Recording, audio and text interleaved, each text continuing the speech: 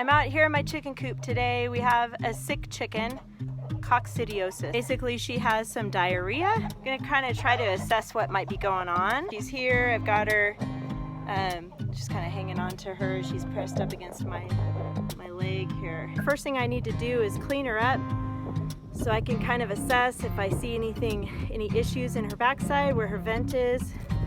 So this is what she's looking like.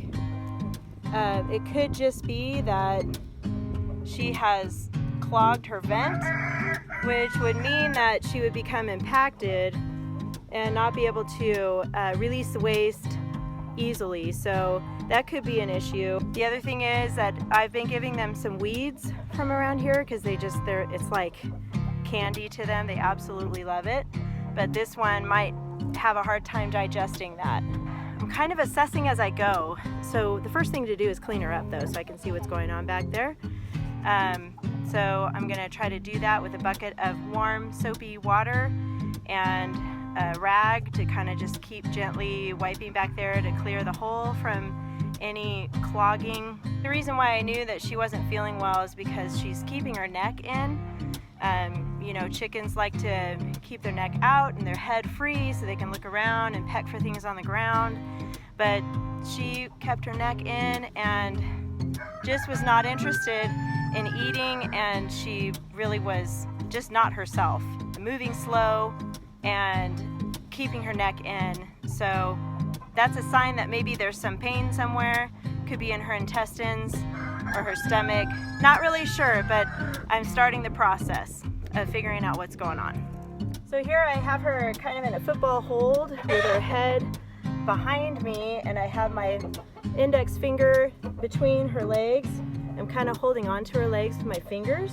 This way she feels secure and I can access the area that I need to clean. Next thing you do when you're trying to clean a chicken's butt is get your San Francisco Playoffs towel. Sorry 49ers fans out there. I'm definitely not a 49ers fan. You start with this, get it wet, and start wiping. I used a little bit of Dawn dish soap in here just because that is safe on animals. And I'm just going to slowly try to work some of this gross stuff off of her. I'm going to let it kind of sit here for a second and soak on her. Hopefully soften some of that stuff.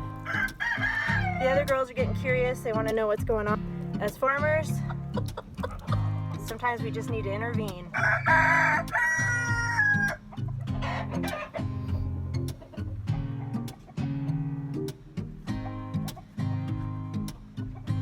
One way to check your chicken's vent is to put your finger in between the two legs in the back and grip tightly on the legs, and you can actually hold your chicken upside down.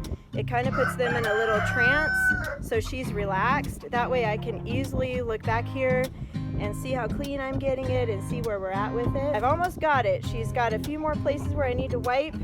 Now I can easily see the vent hole back here. I've uncovered it from all of that waste back there, and it was definitely impacted, so she might even have an egg that's stuck in there that she wasn't able to get out. Now that I've got it all clean, I'm gonna slowly let her back down and see how she behaves and if she's eating, and we'll go from there. You've been a good girl. Here she is.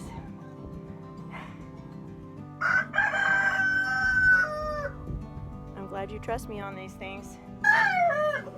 So here she is, still kind of meandering, not a whole lot of energy, but I just finished cleaning her, so she might be a little bothered by what just happened to her, but I'm hoping within the next hour or so she'll start to feel better and maybe even lay an egg or get the rest of whatever was in there out. It looks like she's interested in the food, so that's a great sign. This is why it's always really important to be aware of your animals, your livestock animals that you have on your farm. Always watching their behavior, their food intake, their water intake, and just checking things. Like for chickens, you would check their wings, their feet, their vent, which all of these things you're going to learn about in the next workshop, which will be in May. We're going to talk about all of the hens and roosters. Another thing that I've done is separate out 4 of my roosters back here because that could have been part of the problem possibly. I'm just gonna do a little experiment with that. Roosters are sometimes not gentle with the hens and can cause some stress. So separating them out is probably a good idea, just to do a little experiment. That's another thing about living on a farm and having livestock animals. Sometimes you don't know what's wrong right away. You just know something's wrong. So you have this little mental checklist or physical checklist of things you can try to do, and then you always do little experiments like separating the roosters or cleaning her vent, and then just keeping an eye on them all the time. When you're feeding, when you're checking their water, you just watch them and see how their behavior is and how their stance is and eating habits and all of that. So being a farmer is super rewarding, but it is a lot of work. But it's so worth it to me. I love this. Maybe not so much cleaning her vent. There's things about farming that are not fun, but troubleshooting and trying to help an animal survive is very rewarding. There's times when, like that, where they need our help as farmers. They need us to intervene and help them, because obviously things happen like that and they can't help themselves. So knowing that we're needed like that, and that she will hopefully get better and be able to produce eggs again for me, it's a win-win. These are the weeds I've been giving the chickens in the mornings the last couple of weeks. They're called miner's lettuce. They're very green and juicy. They have a lot of water in the stems, and I know that the chickens love them and they're safe for chickens, but that one might have trouble digesting it for whatever reason. For the next week or so, I'm not going to give them any of these weeds, just to see how she does. Right, Murphy? Oh, yes. Oh, kisses.